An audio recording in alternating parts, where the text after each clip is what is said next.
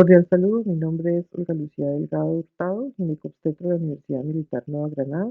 Voy a presentarles la guía de atención de trabajo de parto y parto normal vigente para el Hospital Susana López de Valencia en este año 2024, basada básicamente en la resolución 3280 del año 2018 y en la ley 2244 del 11 de julio del 2022.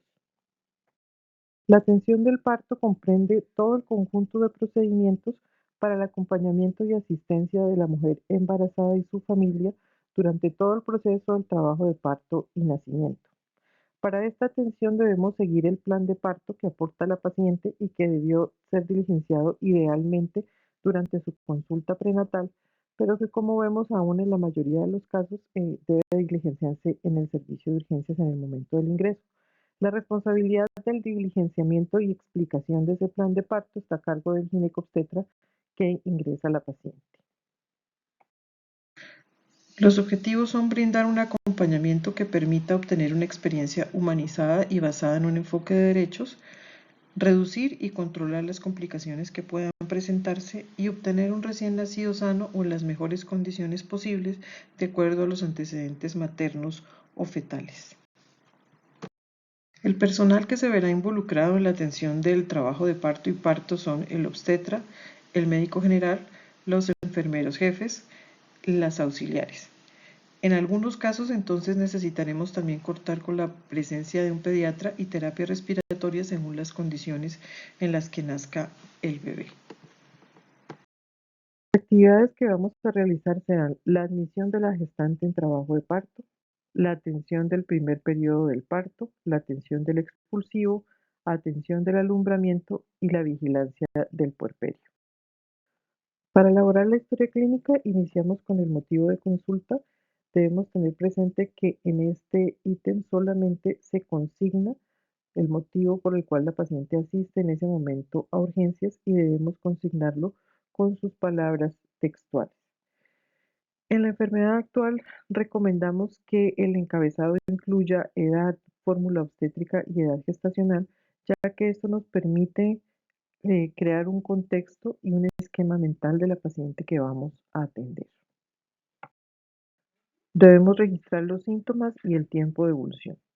Entre estos, los más importantes van a ser la actividad uterina, teniendo en cuenta su frecuencia y su duración, si hay o no expulsión de tapón mucoso, si ha habido presencia de sangrado o amenorrea, si la paciente presenta síntomas o no de vasoespasmo y si percibe los movimientos fetales.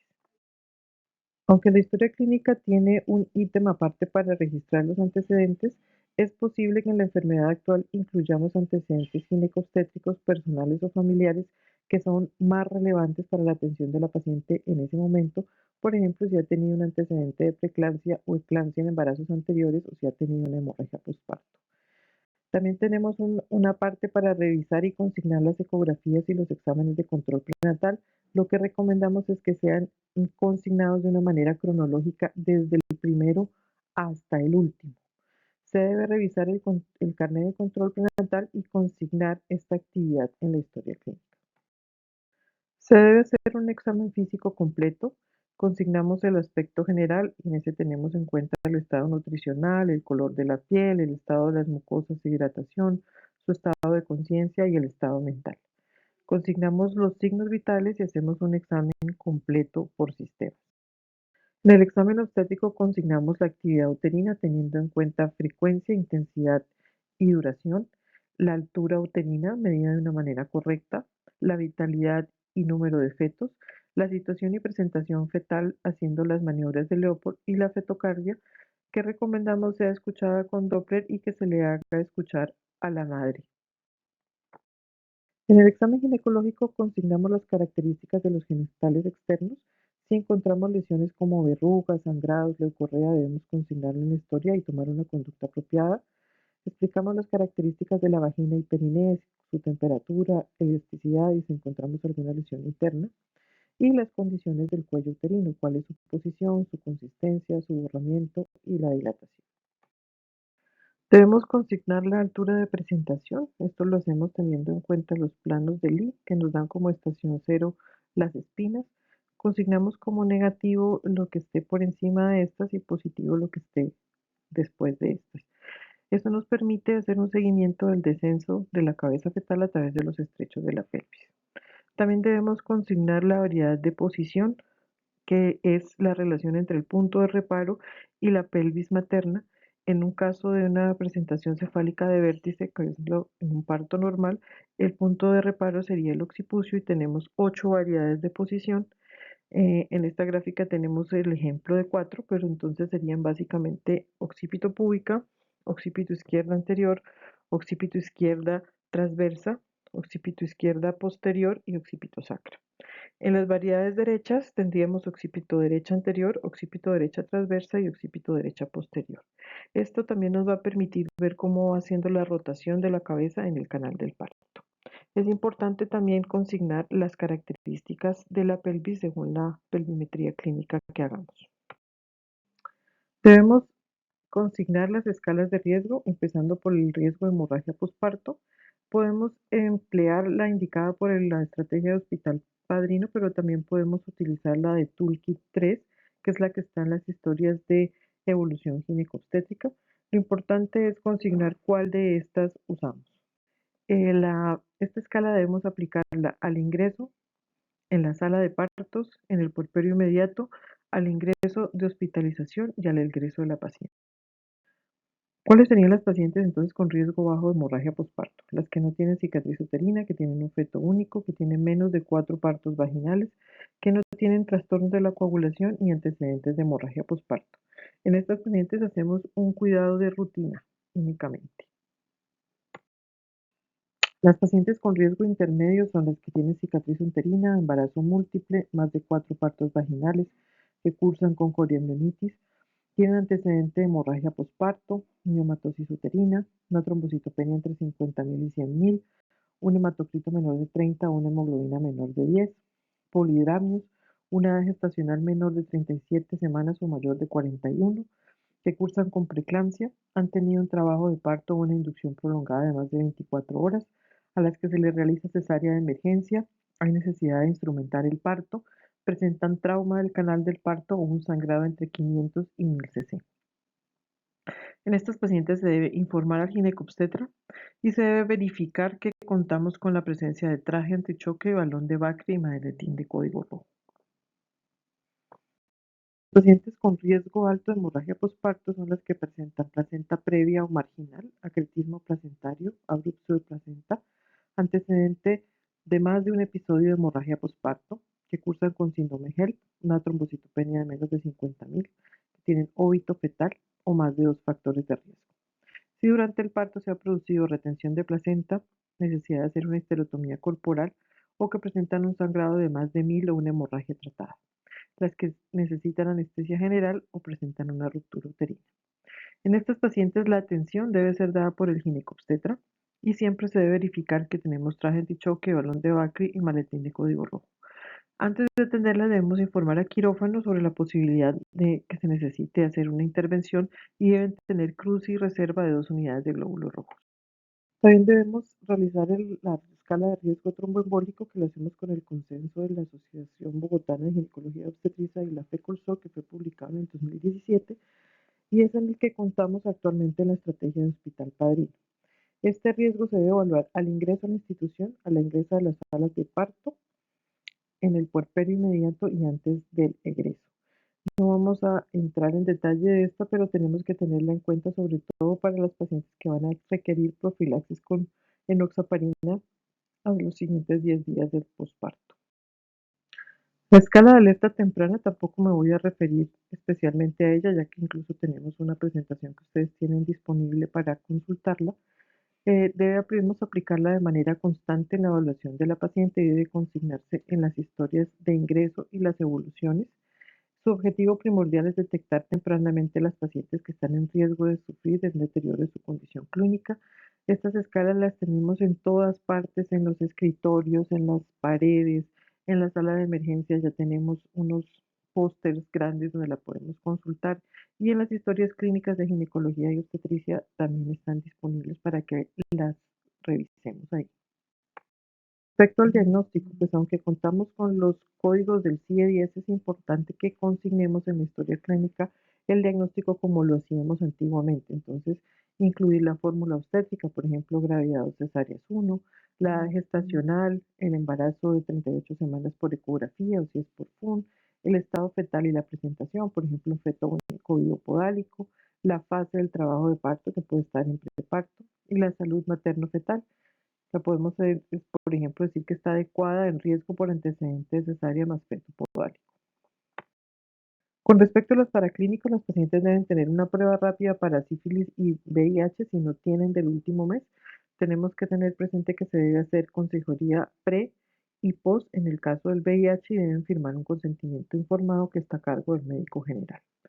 Hemoclasificación si la paciente no hizo control prenatal, gota gruesa en zona endémica de malaria, hemograma completo, definir necesidad y utilidad de eco obstétrica o perfil biofísico y hepatitis B si la paciente no la tiene. Con respecto a la conducta, entonces debemos definir si la paciente está en condiciones de ser ingresada a hospitalización o si no está en trabajo de parto y la vamos a dar egreso.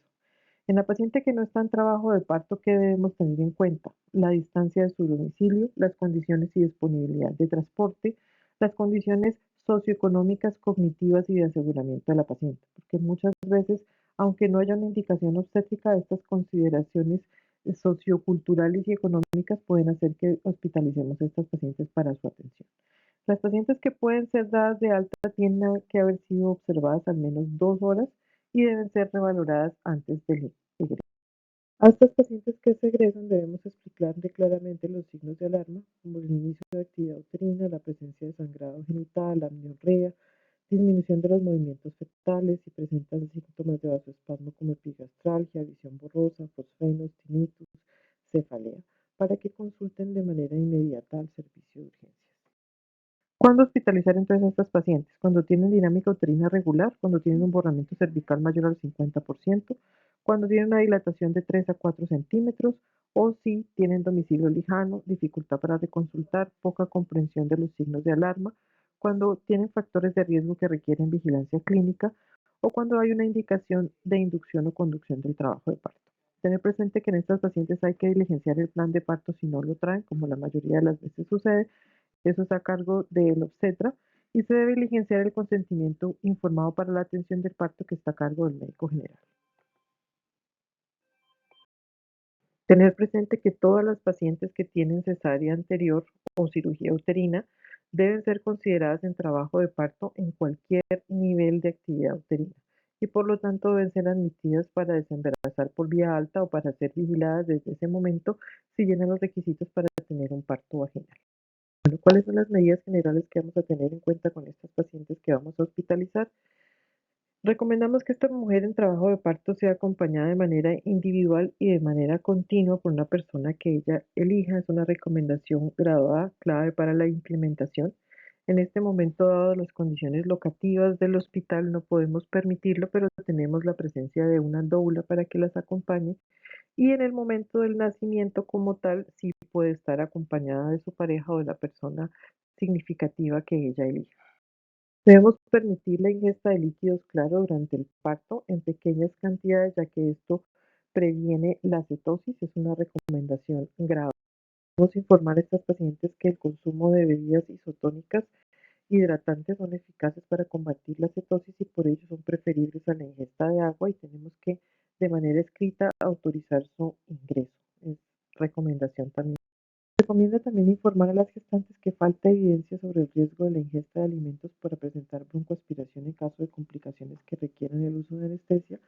Sin embargo, existen discrepancias con el servicio de anestesiología y esas se deben pues tener en consideración cuando esta paciente debe ser llevada a cesárea o a un procedimiento de posparto de emergencia.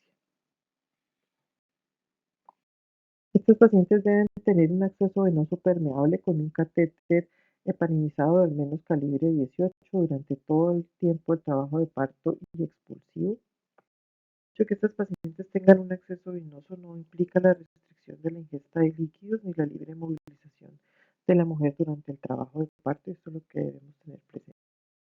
Se recomienda el uso de soluciones cristaloides y osmolares como el lactato de Ringer, la solución salina normal, que es la que nosotros utilizamos para suministrar líquidos durante todo el trabajo de parto. No se recomienda el uso rutinario de enemas durante el trabajo de parto, ni tampoco el rasurado de la zona perineal de estas pacientes. No se recomienda el uso de amiotomía de rutina ni la perfusión con oxitocina de manera rutinaria en las pacientes que tienen una progresión normal del trabajo. Entonces, ¿cuándo vamos a hacer amiotomía? Cuando se necesite evaluar el aspecto del líquido amniótico ante la sospecha de alteración del bienestar fetal o desprendimiento de placenta, para hacer una prueba de encajamiento y como parte del manejo del primer periodo prolongado del trabajo de parto.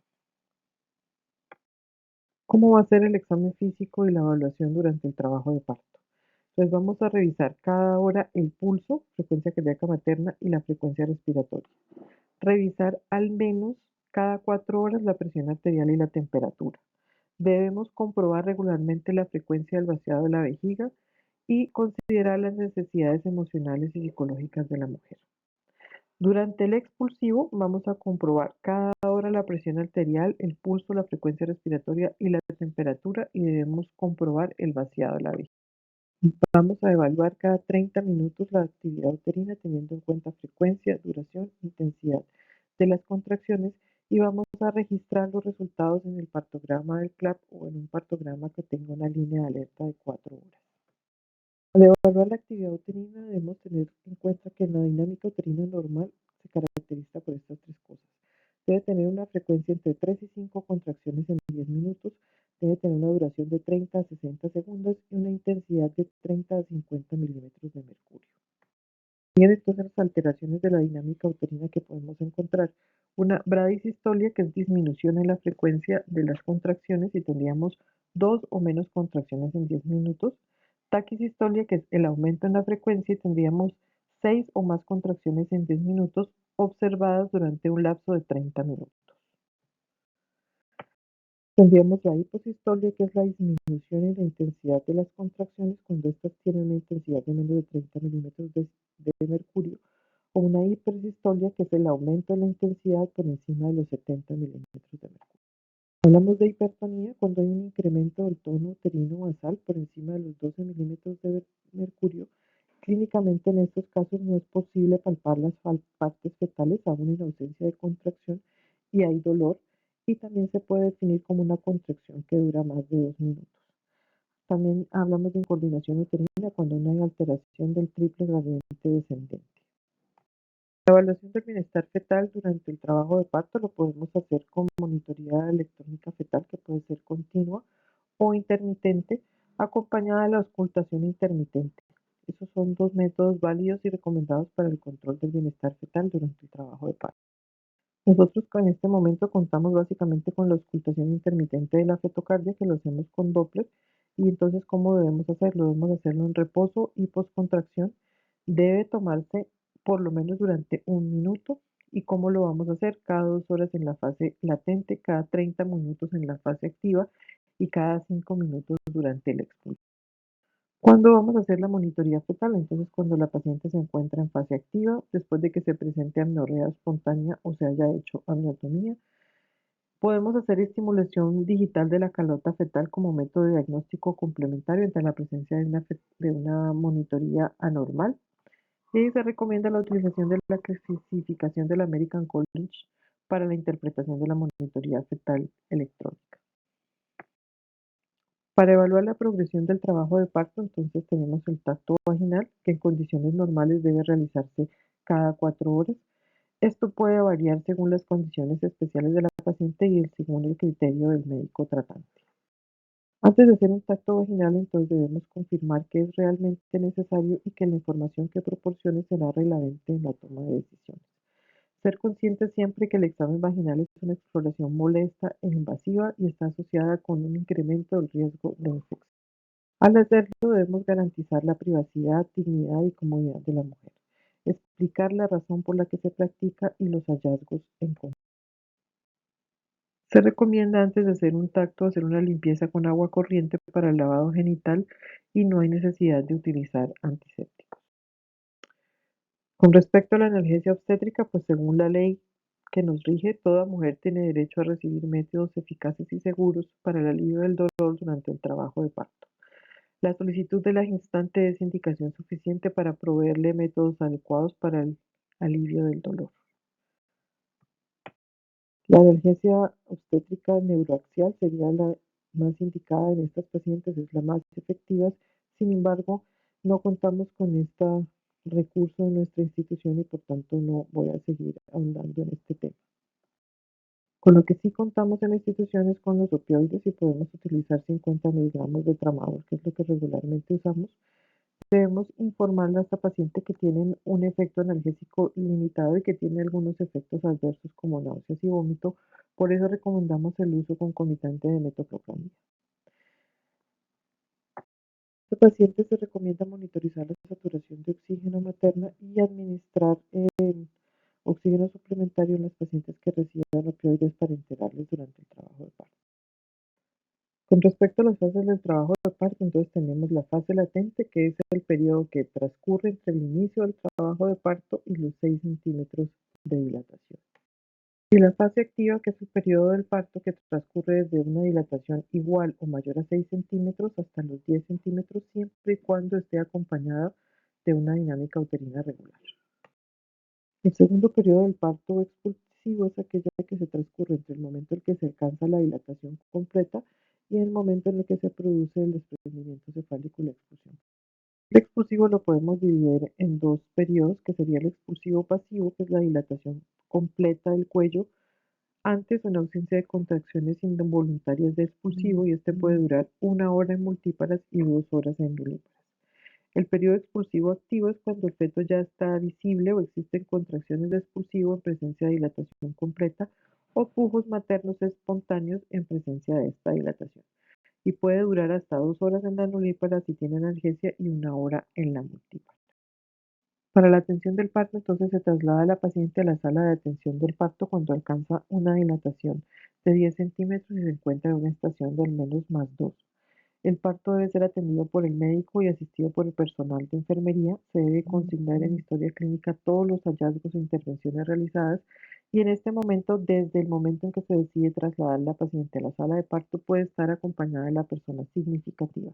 No debemos esperar a que ya se esté produciendo el desprendimiento cefálico para que esta paciente tenga este acompañamiento, ya que por ley ella debía haberlo tenido desde el inicio de su trabajo de parto, sin importar en qué fase este se encontraba.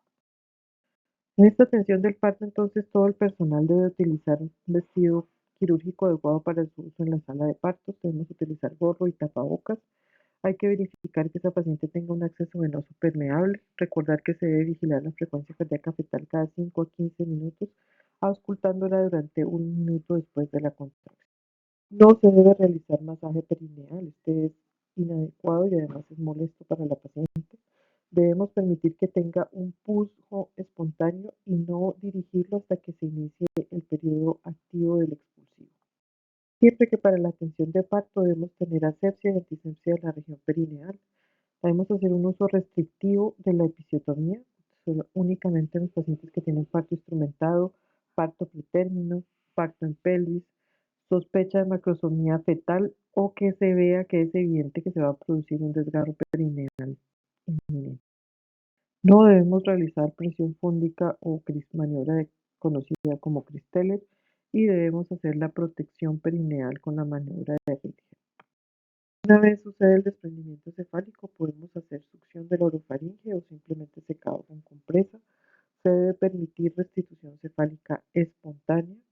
Luego hacer una tracción suave hacia el sacro materno hasta desprender el horno anterior y cambiar el sentido de tracción, siempre protegiendo el perineo, porque es en este momento cuando se producen la mayoría de los desgarros. Después del nacimiento se seca al recién nacido con un paño seco y limpio, se coloca sobre el decúbito prono sobre el abdomen de la madre, cubriéndolo con una frazada seca y tibia mientras se hace el pinzamiento. Debemos hacer el alumbramiento dirigido. En esta institución lo hacemos con 10 unidades internacionales de oxitocina por vía intramuscular al minuto después del parto. Podemos usar como alternativa misoprostol 600 microgramos por vía sublingual si es que la oxitocina no está disponible. Y debemos tener presente que no hay indicación de oxitocina de mantenimiento, solamente con el alumbramiento dirigido es suficiente. Es muy importante cuantificar el sangrado que presentan las pacientes y para eso se sugiere el uso de una bolsa de recolección que está especialmente diseñada para la estimación de la pérdida de sangre durante el parto. En nuestra institución ya contamos con estas bolsas, pero han tenido algunas dificultades en su calidad y por eso recurrimos a la que habíamos ideado inicialmente de una manera artesanal, en la cual se coloca una bolsa de basura y esta se conecta a un gramurio y con eso se cuantifica la pérdida de sangre. Esto se hace inmediatamente después del nacimiento del bebé, antes del alumbramiento. Respecto al pinzamiento del cordón, entonces se debe hacer a partir del segundo minuto o después del cese del latido del cordón umbilical. Se pinza y se corta conforme a técnicas estrictas de higiene. Entonces, ¿cuáles son los criterios para pinzar el cordón? Cuando se nota interrupción del latido, cuando hay disminución de la ingurgitación de la vena umbilical y hay una satisfactoria perfusión de la piel del bebé. Para la extrusión de la placenta se realiza la tracción controlada del cordón y se aplica contrapresión sobre el útero para evitar una inversión uterina. Para el alumbramiento se recomienda dar masaje uterino a través del abdomen después de la expulsión de la placenta y hacerlo durante cada 15 minutos en las primeras 2 horas del postparto. En casos en los que se sospecha un alumbramiento incompleto, entonces debemos hacer una revisión manual o instrumentada de la cavidad, teniendo en cuenta que debe haber previa asepsia, antisepsia y una analgesia adecuada. Si se presentan desgarros, se debe suturar el, el cuello o los desgarros perineales, realizándolo en una forma anatómica por plano sin dejar espacios muertos y evitar que exista una hemorragia activa. Lo hacemos con caldo cromado 2 ceros. Recordar siempre que los desgarros grado 3 y 4 deben ser reparados por el obstetra. La lactancia materna debemos promover el inicio inmediato de las mismas, eso lo estamos logrando con el contacto piel a piel que estamos haciendo con los recién nacidos durante la primera hora de su vida. Esto permite mejorar el vínculo madre-hijo, garantizar la lactancia exitosa y prolongada, estimula la producción de oxitocina endógena y por tanto disminuye el sangrado. El inmediato comprende las 2 primeras horas del posparto. Se va a hacer la vigilancia en la sala de posparto que está dentro de la sala de partos. Lo que vamos a vigilar son los signos vitales, el estado de conciencia, los signos de sangrado cada 15 minutos. En estas pacientes debemos utilizar la escala de alerta temprana adaptada para Colombia, vigilar el globo de seguridad y el sangrado. En pacientes de puerperio inmediato se debe aplicar la lista de chequeo que debe ser diligenciada por la auxiliar de enfermería que la vigila. Debe ser revisada y firmada por el médico general que va a avalar el egreso de la sala de recuperación hacia la sala de hospitalización.